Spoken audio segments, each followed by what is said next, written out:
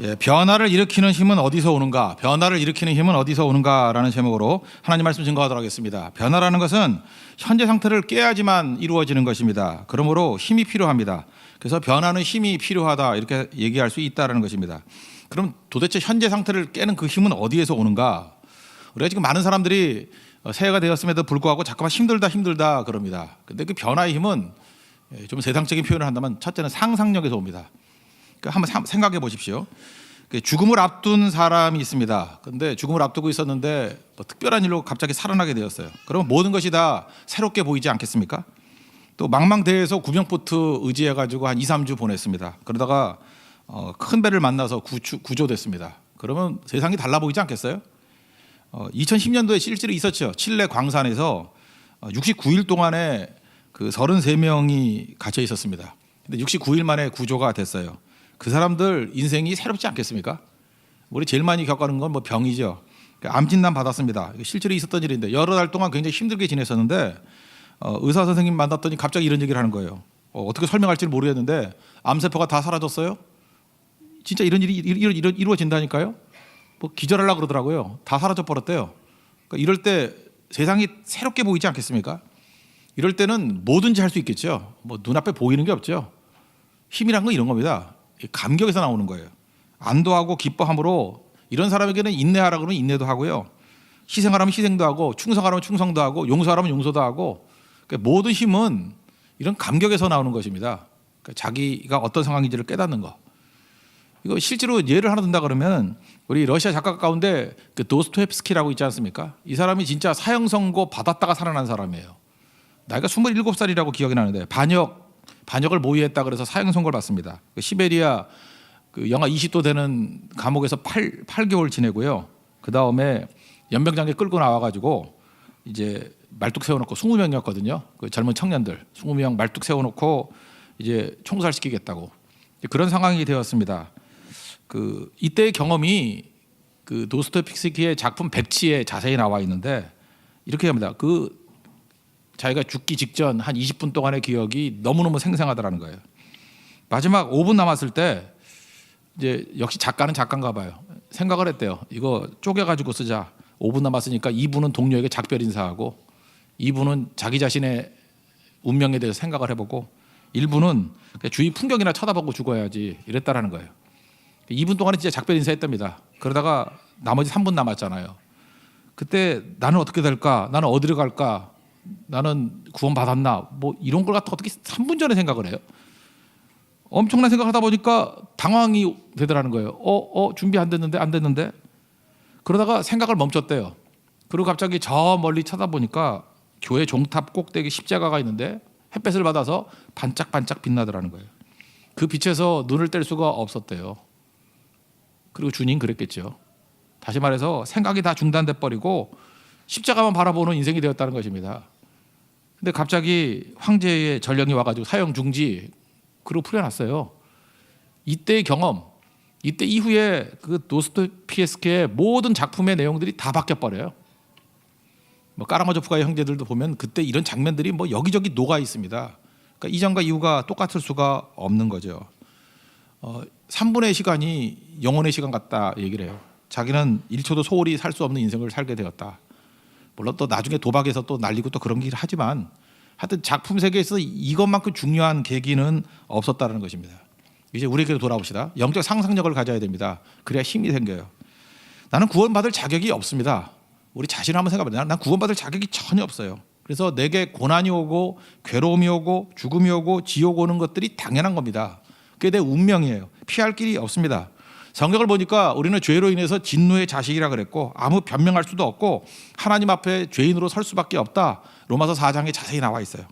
그리고 6장에 보니까 죄의 삭은 사망이다. 영원한 죽음이다. 이렇게 얘기를 합니다. 그리고 요한계시록 14장 10절을 보니까 우리 운명이 뭐냐? 불과 유황으로 고난을 받으리니 그 고난의 연기가 세세토록 올라가리로다. 그러니까 유황불 속에 떨어지는 지옥의 운명이 우리 운명이라는 것입니다. 피할 길이 없어요. 뭐 이렇게 애쓰고 힘쓴다고 되는 게 아니에요. 우리는 다 글로 가는 겁니다. 이렇게 컨베이 벨트 끌려가듯이 도망갈 길이 없어요.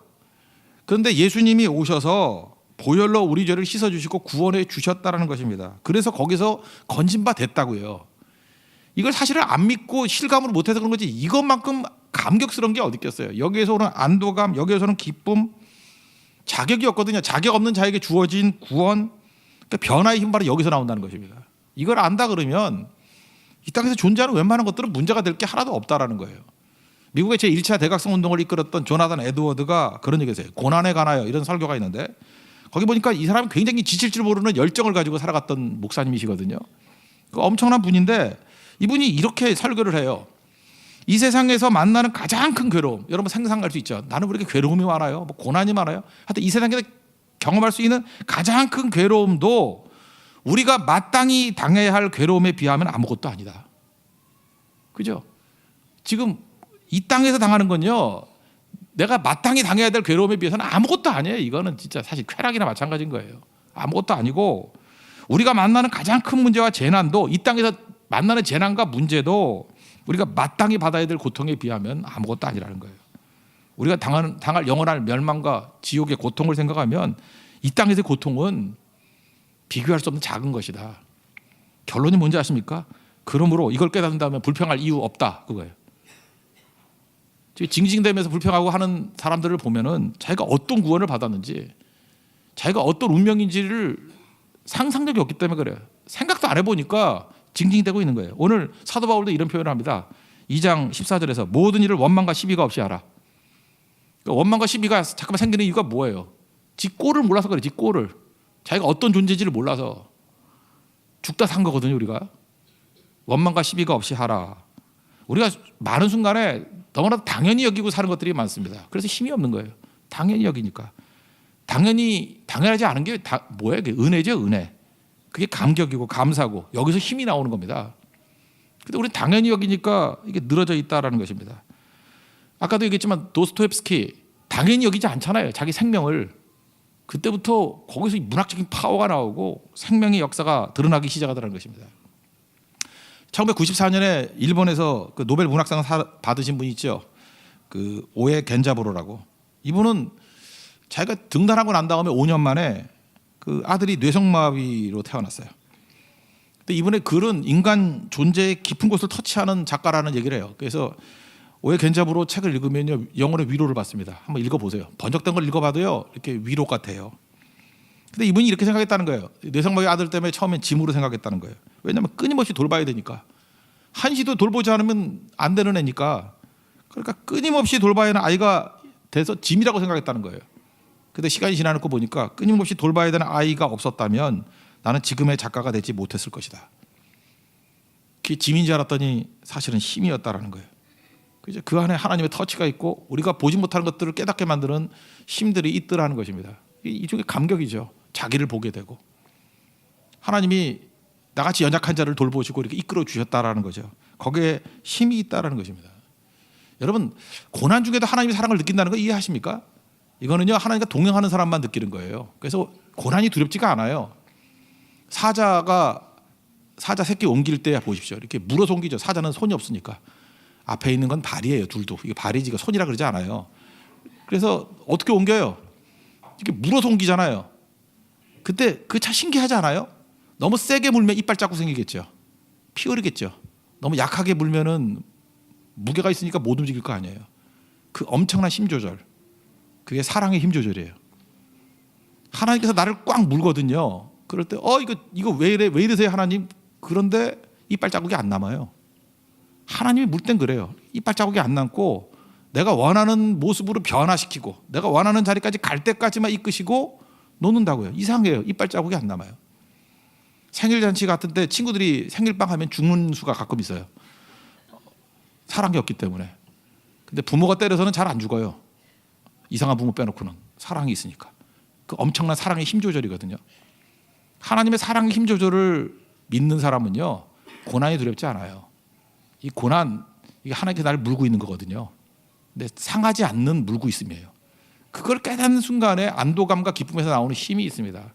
이게 변화시키는 힘이에요. 이거를 깨달아요. 십자가의 사랑을 깨달을 때부터 사실 세상이 두렵지 않아요. 그 다음부터 담대하게 나아가는 힘이 생기게 된다는 것입니다. 그래서 십자가 만난 사람들이 희생할 힘이 생기는 거예요. 십자가 만난 사람들이 용서할 힘이 생기는 거예요. 십자가 없이 용서 안 돼요. 용서가 되나 내 힘으로. 십자가 만난 사람만이 충성할 힘이 생기는 것입니다. 저는 충성하는데 이거 십자가 만나기 이전 너무 힘든 거예요. 십자가 만나신 분들이죠. 우리 한 해 동안에도 선교를 통해서 우리 좀 충성한 하나님 백성 되기를 바랍니다. 그럼 그 다음 단계 하나님을 알게 되잖아요. 그럼 알게 되면 교제하잖아요. 교제하면 닮아가게 돼 있습니다. 누구나 다 그래요. 사랑하면 닮아가게 돼 있다고요. 그래서 하나님께서 이유 없이 나를 사랑하셨듯이 우리도 이유 없이 세상을 사랑하는 경우가 참 많아요. 그래서 두 번째 단계는 뭐냐 하면 우리가 변화시키는 힘은 어디서 얻느냐? 상상력에서 얻는다. 그거는 자격 없는 자에게 주시는 은혜에 대한 감격. 그걸 깨닫는 거죠. 두 번째 말씀인데 이유 없는 일을 그냥 하게 돼버린다는 거예요. 하나님 닮아가지고. 사실은 예수님이 십자가에 달려서 나를 위해서 죽으셨죠. 근데 우주 전체에서 죽을 이유가 전혀 없는 분을 들라 그러면 예수님밖에 없어요. 베드로전서 3장 18절을 보니까 그리스도께서도 단번에 죄를 위하여 죽으사 의인으로서 불의한 자를 대신하셨으니 이는 우리를 하나님 앞으로 인도하려 하심이라. 예수님께서 우리를 위해서 죽으셨는데 이유가 없어요. 이유는 굳이 말한다면 우리를 건져내려고. 그 앞부분에 오늘 본문 앞부분 빌립보서 2장 16절부터 보면 예수님은 근본 하나님의 본체시래요. 근데 하나님과 동등됨으로 취할 것을 여기지 아니하시고 자기를 비워 종의 형체를 가지고 사람과 같이 되었고 사람의 모양으로 나타나서 또 낮추시고 죽기까지 복종하셨다고. 십자가에 죽으심이라. 이럴 이유가 전혀 없어요. 근데 이유 없는데 우리를 위해서 죽으셔서 우리가 구원받았잖아요. 우리가 하나님의 자녀가 되었지 않습니까? 우리도 잘 보면요, 하나님하고 비슷한 일을 하게 돼 있어요. 그래서 이 땅을 살아가면서 이유 없는 일을 하는 거예요. 이유 없는 일을 할 때 우리 한국말 단어로 제일 많이 쓰는 게 뭐냐면 그냥해. 그냥. 왜 해? 그러면 그냥. 이게 이유 없는 거예요. 그러니까 우리 굳이 묻지 않습니까? 이번에도 고전소교를 떠나게 되는데 우리 누가 묻잖아요. 와서 왜 그렇게 성교 열심히 다녀? 왜 그래? 뭐 밥이 나와? 돈이 나와? 뭐 농담으로 뭐 밥은 줘. 뭐 이렇게 얘기를 하지만 뭐 그건 정확한 답은 아니잖아요. 그 왜 그래? 이해, 납득, 공감이 안 돼요. 그러니까 우리가 굳이 말한다고 하면 그냥 하는 거예요. 그냥. 이유 없이 그냥 하는 걸 뭐라고 하냐? 그걸 믿음이라 그래요. 히브리서 11장 믿음장을 보십시오. 아브라함이 이 갈대아 우르에서 잘 살고 있었습니다. 75세까지 잘 살고 있었는데 하나님이 가라 그랬어요. 그랬더니 왜 갔어요? 설명할 수 있어요? 그냥 갔어요. 그냥. 하나님 믿고 그냥 갔어요. 그걸 믿음이라 그래요. 노아가 비가 뭔지도 모르고 하늘에서 비가 내린 적이 없어요. 근데 산꼭대기에다가 배를 만들래. 큰 배를 만들래요. 그냥 만들었어요. 그 설명이 돼요? 뭐로 설명할 거예요? 그냥 하나님 말씀 믿고 그냥 했어요. 그래서 그걸 믿음이라 그래요. 이스라엘 백성들이 애굽에 있었습니다. 물론 고난이 있었어요. 그런데 그냥 나오래요. 200만이 먹을 게 있습니까? 신발이 있습니까? 옷이 있습니까? 만약에 이걸 계획 세우고 나온다 그러면 계획 세우는 데도만 한 10년 걸릴 거예요. 그냥 나왔어요. 그걸 믿음이라 그래요. 그러니까 우리가 하나님을 믿고 난 다음에 변화가 되는 게 뭐냐면 하나님하고 비슷해져 버려요. 이유가 없이 그냥 하는 자들이 돼버린다. 그냥 하는 일. 그래서 오늘 2장 13절을 보세요. 빌립보서 너희 안에서 행하시는 이는 하나님이시니 내 안에 하나님이 계시니까 하나님하고 비슷한 일을 행한다는 거예요. 이유가 뭐냐면 이유 없이 일을 막 그냥 하는 거예요. 자기 기쁘신 뜻을 위하여 너에게 소원을 두고 행하게 하시나니. 이건 내 소원이 아니에요. 하나님 소원이에요. 그러니까 외형적으로 볼 때는 그냥 하는 것 같이 보인다라는 것입니다. 우리가 축복의 통로라 그러죠. 창세기 12장 3절 보니까 우리가 복의 근원이 된다. 축복의 통로다. 축복이 뭡니까? 그냥 주는 게 축복이에요. 축복은 구약에서는 축복이라 그러고 신약에서는 은혜라 그러잖아요. 값 없이 이유 없이. 그게 은혜고 축복 아니에요? 그냥 주는 거예요. 그냥. 근데 우리는 기브 앤 테이크에 너무 익숙해져 있어요. 신앙생활도 그 따위로 하니까 신앙이 성장을 안 하는 거예요. 맨날 주는 게 있고 받는 게 있고. 세상은 그렇죠. 주는 게 있고 받는 게 있고. 그게 무슨 축복이야. 그 거래라 그러죠. 맨날 계산하는 거예요. 거래하는 거예요. 그냥 주는 게 그냥. 필립스 브룩스의 얘기 중요한 얘기죠. 능력에 맞는 일을 구하지 말고 일에 맞는 능력을 구하라. 능력, 내 능력이에요. 능력에 맞는 일을 구하라. 이거 계산하는 거죠. 막 계산을 컴퓨터 같이 하는 거예요. 내 능력이 얼마나 되느냐. 그죠? 내 시간과 내 능력과 내 한계가 얼마나 되느냐. 그걸 계산하는 거예요. 그리고 그거보다 작은 일을 해야겠죠. 그러니까 맨날 쪼그라들죠. 그리고 시간이 가면 갈수록 능력은 줄어들잖아. 늙으니까. 그러니까 점점 쪼그라들어서 나중에는 먼지 같은 인생이 돼버려요. 헛된 인생이 돼버려요. 근데 후자는 뭐라 그래요? 일에 맞는 능력을 구하라. 일이 뭐예요? 하나님 주신 사명이잖아요. 사명은 엄청 크거든요. 내가 감당하는 것보다 훨씬 큰 걸 줘요. 큰 일, 큰 사명을 준다고요. 그러면 이걸 계산해 가지고는 일 못해요. 계산해서 어떻게 일을 합니까? 계산해서 어떻게 사명을 감당해요? 감당이 안 되는 거지. 그럴 때 필요한 게 뭔지 알아요? 그냥 하는 거예요. 그냥 고성성교 가라 그러면 가는 거고 그냥 하는 거예요. 뭐 내 능력에 뭐 한계 이런 거 따지지 말고 그냥 알겠습니다, 하겠습니다. 그럼 부족하게 막 나오잖아요. 그때부터 능력을 구하는 거예요. 하나님이 일 주시고 동시에 능력도 주시거든요. 그러다 보면 나중에는 능력자가 되어 있는 겁니다. 그래, 이런 거하고 똑같은 거예요. 사실 믿음만큼 빠른 게 없는데 우리는 뭐 이렇게 차근차근 쌓아 올라가야 되잖아요. 근데 믿음이란 건 뭐냐면 하나님의 생각을 입양하는 거예요. 나는 뭐 생각도 없어요. 그냥 하나님 무슨 생각이 있으세요? 그게 하나님 생각이에요? 그럼 내가 입양합니다, 이거고. 난 뜻도 없어요. 하나님의 뜻이 무엇입니까? 그게 하나님 뜻입니까? 하나님의 뜻을 입양하는 거예요. 그냥 남의 뜻을 빌려오는 거예요. 막 그냥 입양하는 거예요. 내 거로 만들어 버리는 거예요. 그래서 보면은 별것도 아닌 것 같이 보이는 사람이 하나님 수준으로 살아가요. 그리고 하나님 수준의 능력이 진짜 임해. 일에 맞는 능력 구하는 인생이에요. 그러니까 능력 있게 살아가는 거죠. 반면에 이 잔챙이들은요, 맨날 이유를 찾아요. 무슨 이유? 여러분, 이유를 찾아서 하는 거는 오래 못 가요. 왜 그러냐면 안 할 이유를 찾거든요. 우리 대목자는 이 머리는요, 할 수 있는 이유를 안 찾아요. 안 해야 되는 이유를 찾아낸다니까. 어떻게든 찾아내요, 다. 그래서 안 하게 된다고요. 그래서 쪼그라든 인생이 돼버리게 된다는 것입니다. 여러분, 매년마다 이렇게 연말 되면은 숨어서 이웃 돕기 성금 내는 분들 있죠. 제가 그 라디오 듣다가 보니까 뭐 나오더라고.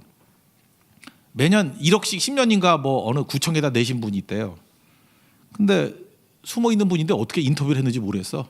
예.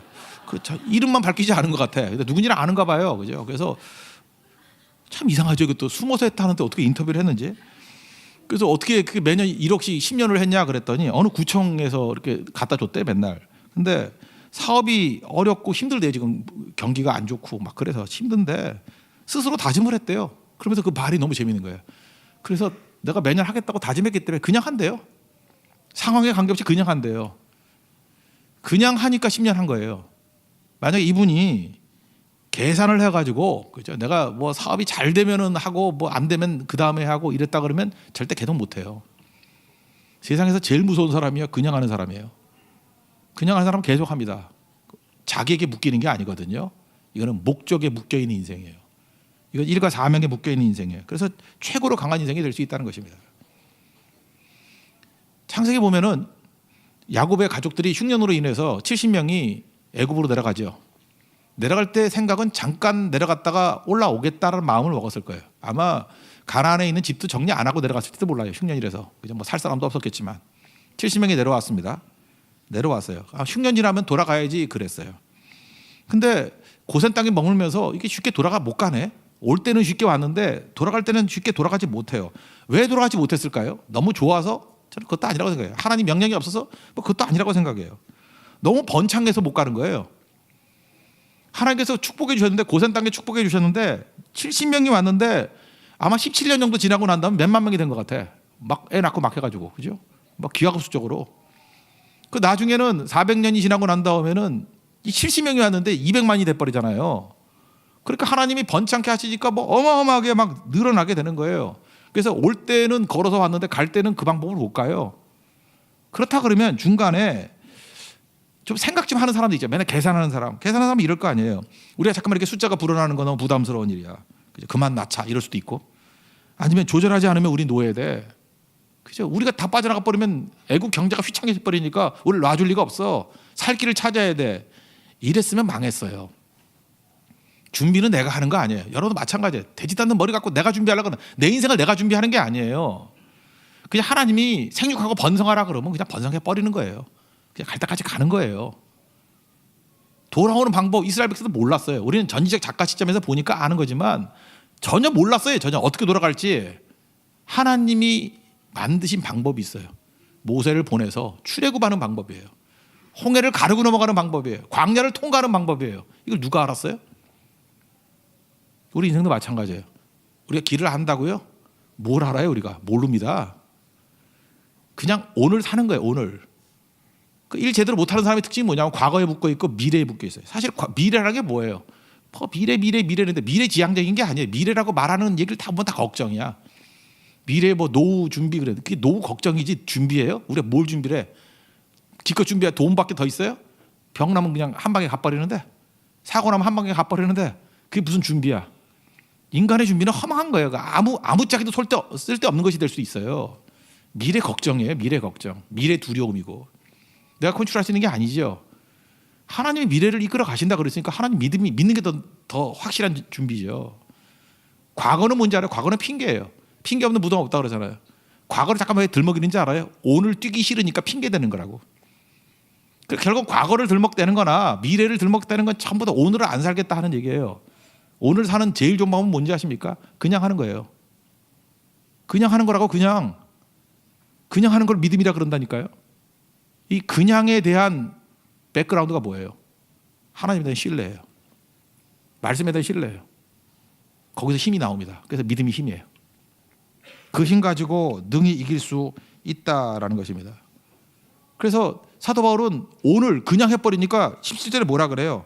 믿음의 재물과 섬김 위에 이러잖아요. 그냥 하니까 재물 드릴 수 있고 섬김이 가능한 인생이 된다는 것입니다. 그래서 파워풀하게 세상을 변화시키는 힘을 갖게 되더라는 거예요. 오늘 잘 보세요. 우리가 무력하게 살아가는 이유가 뭐예요? 일단 감격이 없어요. 은혜에 대한 감격이 없어요. 배은망덕해요. 배은망덕한 자가 가장 힘이 없습니다. 배은망덕하고 우리가 버릴 거 있지만 다 버려도 믿음은 버리면 안 돼요. 여러분 믿음 버리고 타협하고 뭐 세상과 하나님과 양다리 걸치고 이러면 잘 살 것 같이 보이죠. 그 병나요. 왜 병나냐 하면 마음 편치 않아서 제대로 기능하지 못해요. 다 버려도 버리지 말아야 될 건 믿음이에요. 믿음 버리면 안 되거든요. 그래서 신앙 붙들고 내가 구원받은 감격이 무엇인지, 그래서 감격 가운데 살아가면요 거기서 힘이 생겨요. 변화의 힘이 거기서 생기는 거라고. 그리고 또 하나는 이건 뭐 굳이 일반 기독교 용어에서는 순종이라고 그러는데 믿음의 순종이에요. 그냥 하는 거예요. 그냥 말씀 의지해서 그냥 하는 거예요. 거기서 파워가 나옵니다. 생각하면요 결국은 출애굽 불가능하고요. 이렇게 하다가 우리 맞아 죽어, 이러다가 우리 핍박당해. 그래서 기껏 나온다는 제한이 산하 제한이나 하자, 뭐 그만 낳자, 이러다 끝나는 인생이에요. 아무짝에 도움될 거 없어요. 한 해를 시작하면서 우리가 붙들어야 될 게 뭐냐? 변화시켜야 될 힘을 얻어야 됩니다. 은혜의 감격을 누리십시오. 자격 없는 나에게 주신 은혜의 감격, 그게 힘이고요.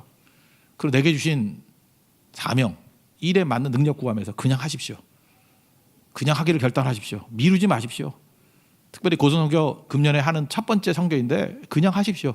처음이 잘 돼야 뭐 전체가 다 힘을 얻을 거 아니에요? 그러면 거기서부터 나오는 파워가 우리 삶의 모든 것을 압도하는 승리자가 될 것입니다. 십자가 붙들고 승리하는 하나님 정도기를 축원합니다. 자리에서 일어나겠습니다. 151장 찬송하겠습니다.